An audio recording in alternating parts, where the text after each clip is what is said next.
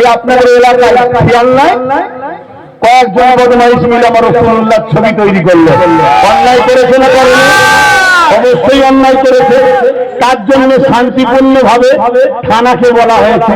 থানা স্টেপ নিয়েছে, হয়তো একটু দেরি করে, কেন থানার কিছু করার নেই তো, থানার উপরে কে আছে তো, সে বলে এখন যাসনি, আগে পানিটা গুলো তারপরে যাবি, কেন পানি না গুলোলে ভাগাভাগি রাজনীতি হবে না। যত মারপিট হবে, যত গুলোগুলি হবে, একদল ওরা পাবে, একদল আমরা পাবো। শুনছেন না শোনেন?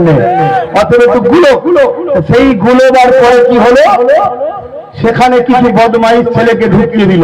তারা কেউ মুসলমানই নয়, ঢুকিয়ে দিয়ে কি করলো, জুলুম করে দিল, অন্যায় করে দিল। অন্যায় করে দিবার পর কি হলো, নিরীহ মুসলমানদের উপরে কেস হয়ে গেল। আর সেই সব মুসলমানকে সরকারের পুলিশ এসে তুলে যাবে। ঠিক আছে না? যায়নি? এজন্য আমি অনেক আগে থেকে বলেছি, খবরদার বুঝার চেষ্টা করো, ছেলেগুলোকে ডাক্তার করো, উকিল করো, জজ করো, ডিএম করো।